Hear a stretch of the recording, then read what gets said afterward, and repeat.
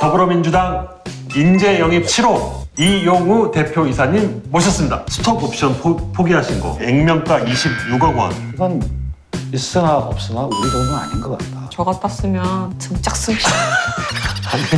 제일 좋아하는 캐릭터가 어떤 것인지. 저는 콘입니다. 어떻게 특별히 콘 좋아하게 되신? 어떻게 가지고 나 그냥 좋아서. 아, 제가 꼰대 같네요. 제가 구독? 좋아요는 사랑입니다.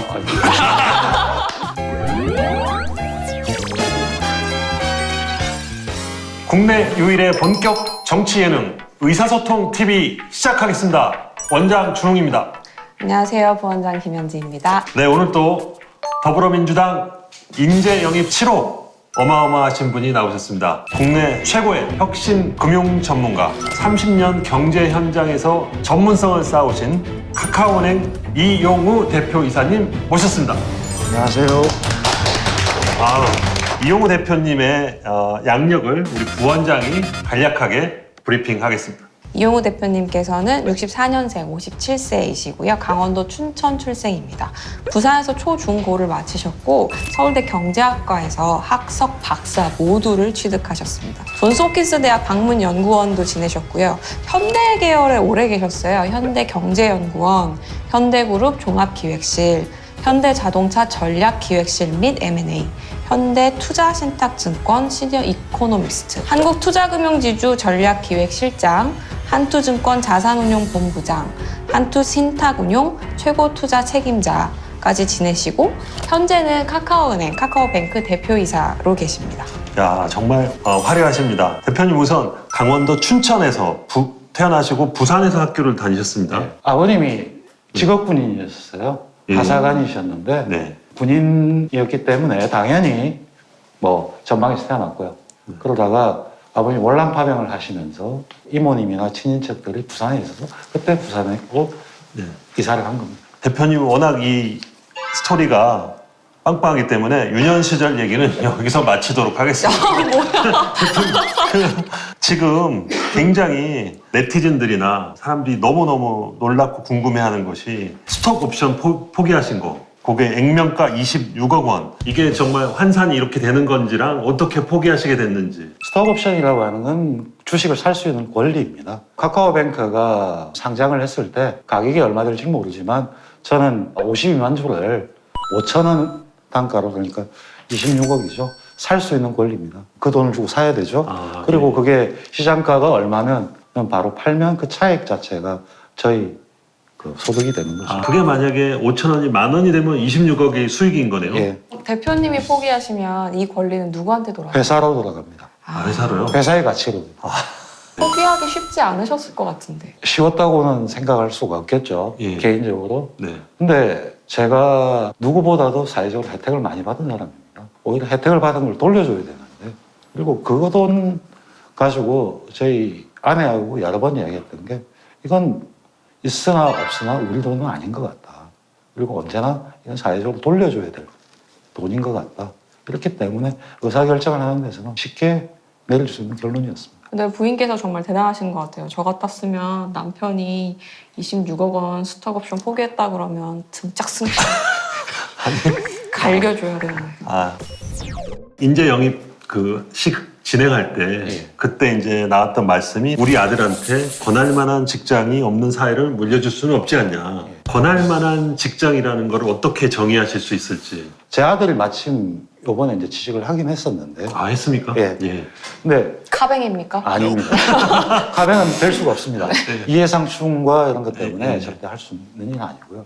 애가 창업을 할까, 뭐 회사를 갈까. 요즘 대기업을 보면 좋은 아이디어를 내서 반짝반짝하게 해서 하는 걸 그렇게 원하는 것 같지도 않고 틀에 박힌 일 그렇게 하고 있고, 또 창업을 하라고 창업을 하면 잘 되면 대기업에서는 살짝 프로세스를 바꿔서 자기들 걸로 해버리고, 이런 행태에서 보면 창업을 하라고 권하기도 네. 좀 못하다. 야, 이거 우리가 만든 거 아닌가. 그걸 좀 더 편하게 사회를 만들어야겠다. 이 생각을 했었습니다. 대표님 말씀이 이렇게 개개인의 창의력을 또 살려줄 수 있고 사장시키지도 않고 뺏어가지도 않고 네. 오히려 북돋아주는, 말하자면 구글이나 애플 같은 그런 회사 정도면 권할 만한 직장으로 좀 될까요? 그렇죠. 그런 회사들이 보면 젊은 스타트업에서 창의적이고 좋다 싶으면 그 가치를 해서 사주거든요. 그럼 그 사람들 보상이 오는 거고요. 근데 그냥 특허 소송 한번 내버리고 이런 상황이 돼버리면 전혀 할 수가 없지 않습니까? 그래서 스타트업 좋은 아이디어 있는 거 창업을 해봐라를 권해주기도 쉽지가 않더라고요. 예. 뻔한 생태가 예, 그렇게 돼 예, 있으니까 야 이건 참 문제가 된다. 스타트업을 해도 장래 어떻게 될지 그냥 뻔히 보이시는 그렇죠. 그리고 실패를 하면 두 번 다시 일어나지 못하는 신용불량부터 시작을 해서 재기할 수 없는 기회를 만들어 버리니까 이런 생태계와 제도에서 선택을 뭘 해라 하기가 굉장히 어려워요. 예, 저희도 권할 만한 병원이 잘 없습니다. 그래서 저희 의사들한테도 권할 수 있는 병원들이 많이 생겼으면 좋겠습니다. 그 바로 그거죠. 네. 그 병원 같은 경우도 사람의 생명을 다루기 때문에 진심으로 해야 되는데 보면 잘 아시겠지만 비급여 예, 안 되는 거 해가지고 하려고 하고요. 네, 그 다음에 뭐 물리치료를 도수치료라고 해서 실손보험 되나 안 되나 따지고 이런 상황일 때 야 이거 해야 되나? 이런 느낌이 들잖아요. 우리 가족에게 권할 만한 병원이 없는 사회. 네. 그렇게 하니까 이해가 좀 더 빠르죠? 되죠? 네. 대표님은 현대를 택하시게 된 계기가 있으세요? 현대경제연구원에서 사람을 뽑는다고 해서 그냥 경제연구 하기를 했기 때문에 하는 과정이기 때문에 네. 사실은 호구지책이었죠. 예. 그래서 갔었고 능력을 많이 사줘서 그룹 그 종합기획실이라고 하는 게 요즘으로 치면 옛날 삼성 비서실 같은 네. 역할이었거든요. 삼성하고 현대는 스타일이 아주 다릅니다. 현대는 대부분이 알아서 해봤고요. 예. 삼성은 A부터 Z까지 다 있고 그 틀을 벗어나지 않게 하는데 저는 그게 아주 속이 편했던 것 같습니다. 예. 대표님 말씀하신 권할 수 있는 기업이네요. 요즘은 아니죠. 요즘은 아닙니까? 네. 현대 그 반대. 당시에는 성장을 하고 있고 그다음에 우리나라 1세대 창업주들은 이런 게 있었어요. 제가 느끼는 건데 어떤 사업이 된다, 괜찮을 것 같다 이렇게 하면요. 딱 하는 줄은 그런 거는 우리가 하는 게 아니야. 다른 사람도 먹고 살아야지. 예. 이런 게 있었어요. 예. 근데 요즘은 경쟁이 심해지다 보니까 모든 걸 자기가 다 하려고 해요. 예. 참 동네 그런 번트. 몸이 달라진 거죠. 네. 그렇죠. 카뱅은요? 카뱅은 권할 만한 직장인가요? 좋은 직장이죠. 카뱅에 오는 직원들이 대부분이 이제 ICT의 출신도 많고 기존 은행에 있는 출신도 많습니다. 기존 은행에 있는 출신을 보면 다 정규직이고 복리 유상이 최고 누구나 가고 싶은 회사인데 카뱅이라고 하는 조그만 어떻게 될지 모르는 회사죠. 예. 왜 와? 그러면 그 사람들이 이거 이렇게 하면 안 돼요. 그럼 그거 안 돼. 이틀에 맞춰서 해. 그래서 답답함에 있던 친구들이 왔던 거예요. 저희한테 굉장히 도움이었죠. 그 친구가 경험했던 거는 아주 조그만 부분인데 왔을 때 이것뿐만 아니라 야 여기서 여기까지 네가 알아서 봐. 그러면 이 친구는 자기가 아는 네트워크 기존에 있는 직장에 해가지고 이거 어떻게 되는지 규정 다 찾아보고 혼자서 끙끙거리고 합니다. 네. 하다 보면 어느 순간에 자기는 굉장히 성장돼 있죠. 네. 저는 이렇게 잘합니다. 뭘 한다고 하면 해보라고. 이거 안 돼가 아니고 해보라고. 하다가 제가 이제 경험상으로는 잘 안 될 것 같아. 야 이건 이래서 안 돼 이렇게 해버리면 더 이상 그걸 생각을 안 하거든요. 근데 하다가 안 되면 이건 이래서 안 된다. 이런 과정을 겪기 때문에 굉장히 시간도 걸리지만 저는 그게 필요하다고 봅니다. 대표님의 경영 철학이 느껴지는데 카카오뱅크가 사실 굉장히 대표적인 성공한 인터넷 은행이잖아요. 업계 예상과는 달리 2년 만에 흑자 전환을 했다던데 지금 가입자 수는 고객은 몇 명인가요? 1150만 가까이 될 겁니다. 근데 업계에서는 왜 처음에 성공할 거라는 예측은 못했죠? 저도 네. 그렇게 쉽게 되리라고 생각하지는 않았습니다. 왜냐하면 은행은 은행법에 따른 규제가 굉장히 촘촘합니다. 규제가 촘촘하게 돼 있다는 건 업무를 이렇게 하라고 게 틀이 다 정해져 있어요. 예. 그 틀에 맞추다 보면 창의력이 떨어질 수도 있는 상황이 있거든요.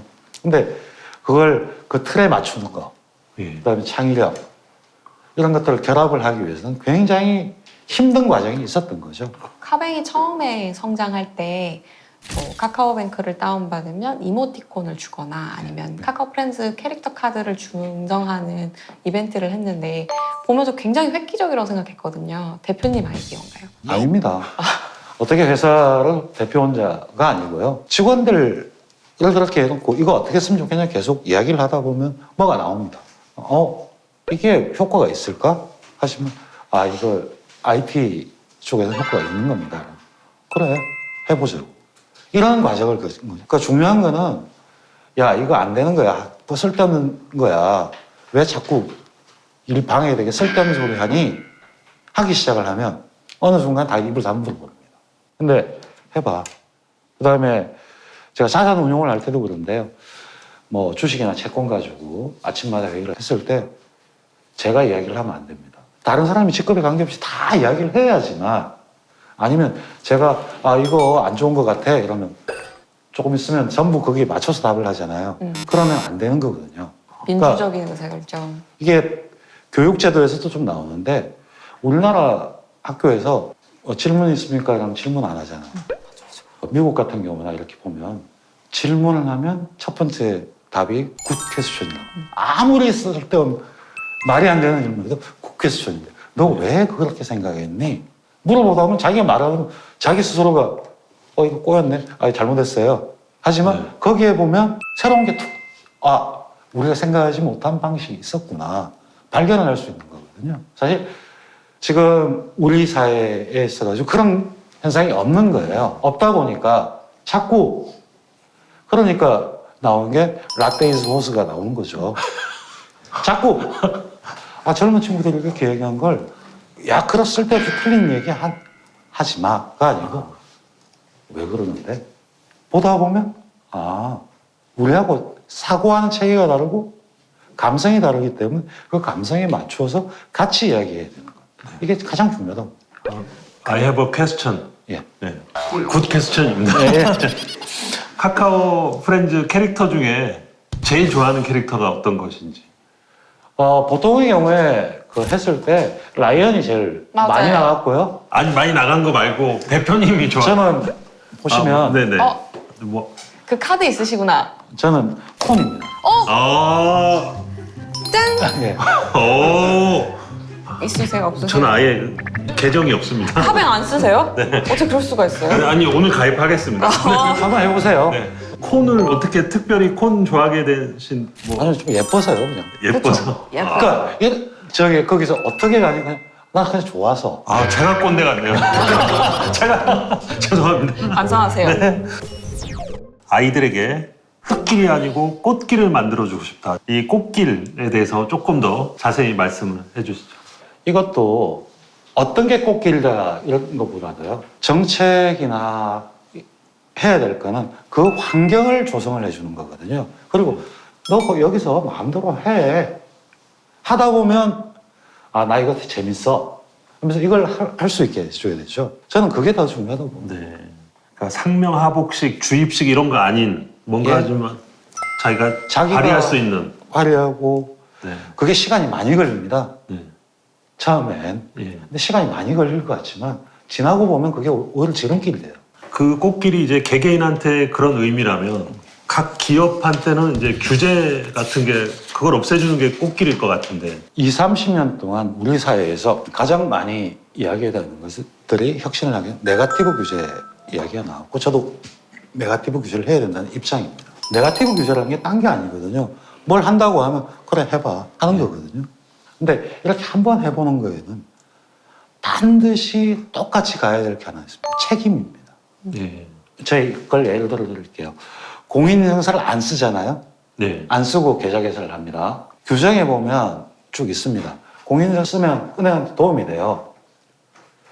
공인인증서를 써서 돈을 해가지고 규정대로 해서 잘못되면 규정에 말이에요. 이렇게 쭉 돼 있어요. 했기 때문에 우리는 책임이 없어요. 면책을 하기 위한 거예요. 네. 근데 카뱅 입장에서 다 불편한데 그럼 빼버리자. 네. 내부에서 반대도 있고 금융권 쪽에서 반대를 행겨. 그렇게 되면요. 잘못되면 은행이 책임져야 되니까 은행이 책임진다고. 공인인증서 안 써서 우리 인증체계로 해서 줬는데 잘못되면 우리가 책임지면 되지. 그게 그런 의미군요. 공인인증서가. 그러니까 규제라고 하는 거 안 하면 네. 그랬을 때 두 가지 압박이 있죠. 이거 안 되면 책임져야 되기 때문에 개발하는 사람도 더 안전하게 해야 되는 거고요. 네. 책임진다. 네. 그럼 저도 이런 부분 더 신경을 써야 되는 거거든요. 네. 그러니까 너 알아서 해. 그런데 잘못됐을 땐 그 책임을 같이 가야 된다. 네. 그래서 특히 법 체계에서 영미법이 그러는데 특히 미국이 그렇죠. 다 해보라고 해요. 근데 잘못되면 바로 징벌적 배상이라고 하는 게 들어가잖아요. 예. 그렇기 때문에 그게 딱 있는 순간 사람은 어떡하죠? 조금 더 조심하고. 네. 그래서 우리나라도 마찬가지인데 미국은 더 심한 게 누구나 다 절세를 하고 싶고 세금을 내고 싶은 사람은 아무도 없어요. 그렇죠. 그죠? 네. 미국은 세무 신고 하잖아요. 네. 다 자기가 신고하잖아요. 네. 근데 그게 걸리면 어떻게 되죠? 경제활동 자체를 못해요.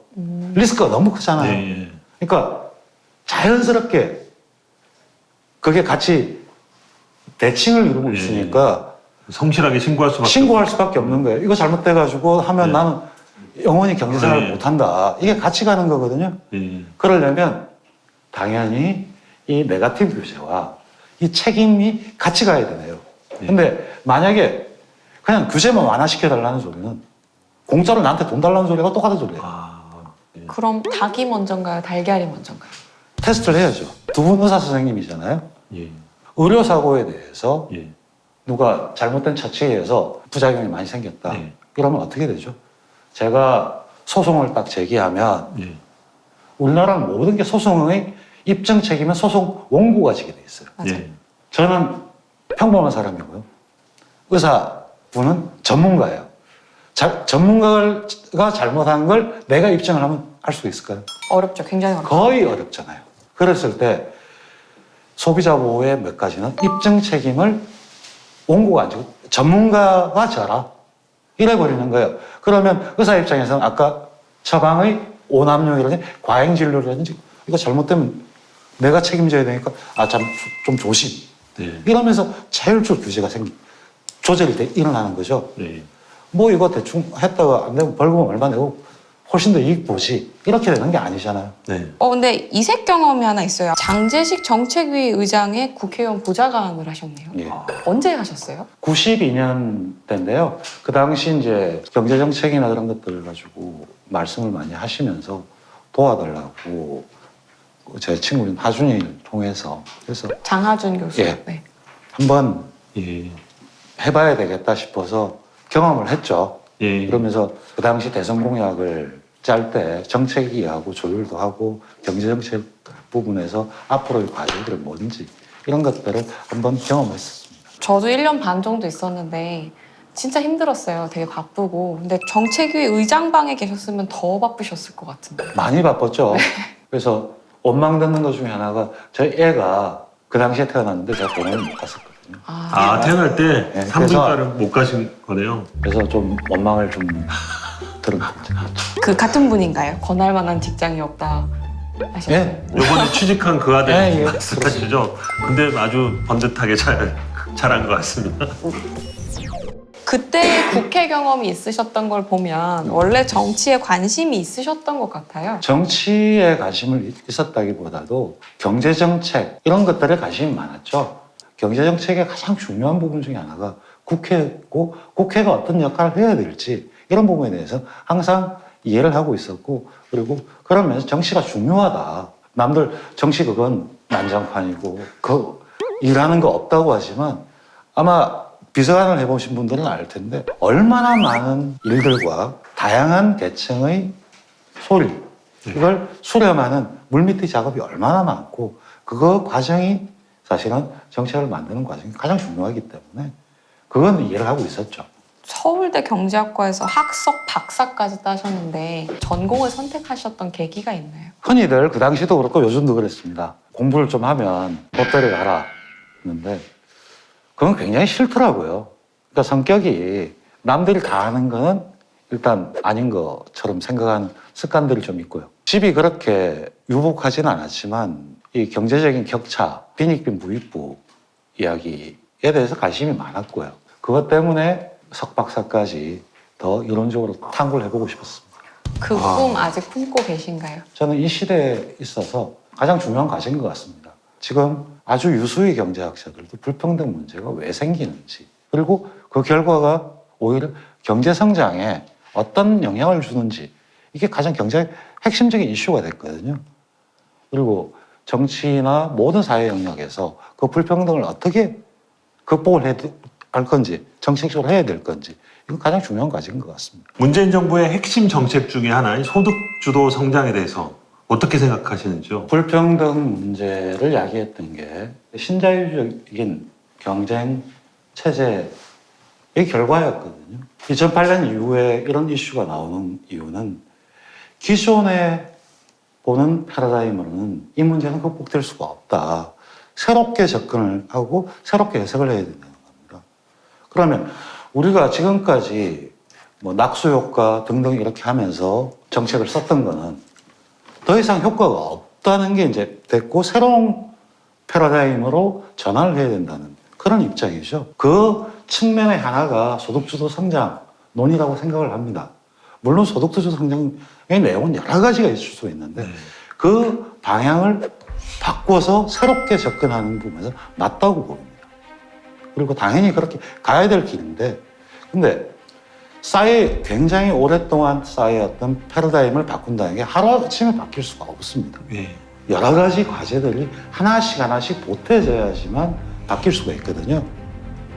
그렇게 보고 있습니다. 그러니까 가능성은 있는데 이게 내용이 완결된 게 아니고 완결된 것은 아니다. 하나씩 이제 만들어 나가야 되는 과정인데, 국민들이 원하는 거는 빨리 결과를 보여달라.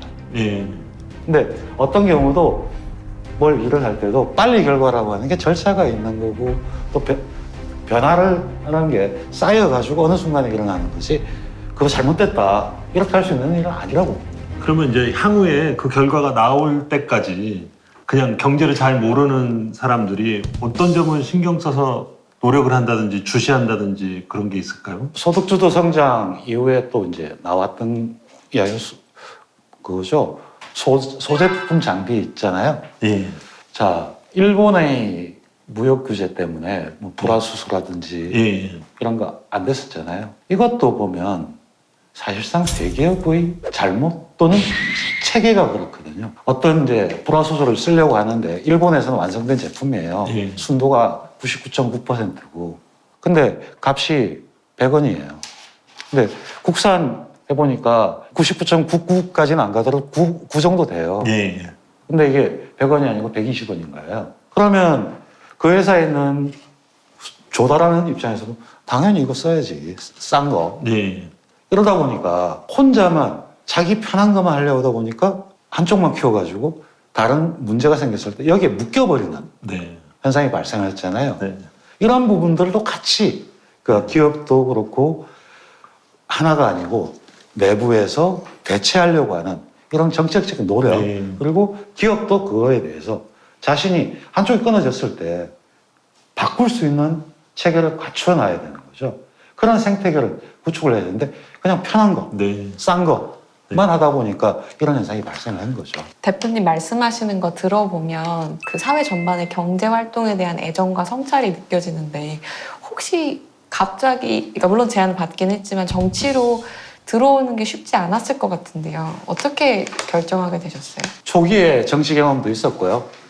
저는 정책들이 만들어지고 전 정책의 대상자였으니까 규제 대상자고 했을 때 이런 의도를 가지고 한 것 같은데 실제로는 그렇게 작동이 안 될 것 같다. 그러면 작동이 제대로 되게 만들어 보는 것들은 관심이, 그러니까 자꾸 하다 보니까 생겼죠. 그러면서 사실은 어떤 국회의원님들한테도 그렇고 이건 이렇게 해야 된다. 하지만 하려고 하면 제대로 내용을 알면서 기여를 해야 될 것 같다. 그런 생각을 했기 때문에 정치를 마음을 먹은 것 같습니다. 대표님 왜 민주당을 선택하셨나요? 저는 선거를 시작해서부터 한 번도 군사정권과 관련된 찍어본 적은 없는 사람입니다. 항상 그랬고요. 이건 뭐냐면 그뿐만 아니라 그쪽 진영의 사람들은 예전에 했던 방식 그대로잖아요. 근데 제가 패러다임이 바뀌어야 되면 민주당은 바꾸는 걸 지금 계속 시도를 하고 있어요. 근데 이게 하루아침에 성과가 안 나더라도 그 방향이 시도를 해야 되고, 시도를 하면 부작용도 있을 수 있고 사람들이 고통스러울 수도 있는데 거기에 힘을 보태서 좀 더 나갈 수 있게. 정치라는 게 하루아침에, 정책이라고 하는 게 세상이 바뀐다고는 생각하지 않습니다. 힘을 조금씩 보태서 그 방향을 도와줘야 되는 게 저는 중요하다고 봅니다. 대표님, 당선되시면 가장 먼저 추진하고 싶은 정책이나 법안 있으실까요? 이것도 혼자서 할 수 있는 일이 아니고 같이 여러 가지 논의를 해가면서 사실은 사회적 동의를 얻어야 되거든요. 여론도 그렇고 전문가의 도움도 필요하고 저 혼자 뭐 다 할 수 있는 게 아니기 때문에 그런 과정을 거치면서 하나씩 할 생각입니다. 혹시 당선 안 되면 카뱅으로 다시 돌아가시나요? 아니죠. 사임을 했기 때문에 저는 이제는 은퇴? 아니 근데 아니죠. 전문 경영인이시라 모셔갈 때가 많을 것 같은데요. 제 입장에서는 당선해서요. 네. 이 정책을 어떻게 구체화시키고 하는 게 목표지 그 외에는 생각하지 않아요. 저희가 이제 영입 인재들께는 마지막으로 의사소통 능력이 어느 정도 되는지, 합격이냐 아니냐 이제 그거를 판정을 내리면서 마무리를 하게 됩니다. 오늘 또 부원장이 판정을 해 주실 텐데요. 저는 대표님 이력만 보고서 좀 딱딱한 꼰대를 기대했어요, 사실은. 기대했다고? 네, 약간 권위적인 전문가가 아닐까라고 우려했는데 말씀 나눠보니까 너무나 오픈 마인드고 조금 쿨한 아빠 같은 느낌? 네. 근데 정치로 이제 입문하신 분이 먼저 말 걸고 싶은 기성세대고 나의 고민을 같이 나누고 싶은 전문가라는 게 정말 든든하고 바로 이런 점에서 의사소통 능력은 이미 검증된 게 아닌가 싶네요. 의사소통 능력은 1130만 카뱅 가입자들이 말해주고 있습니다. 아, 그렇네요. 가입 안 하셨잖아요. 저는 가입했어요. 한 명 추가합니다. 네. 네. 구독! 좋아요는 사랑입니다. 이런 걸 못하는 거예요. 감사합니다.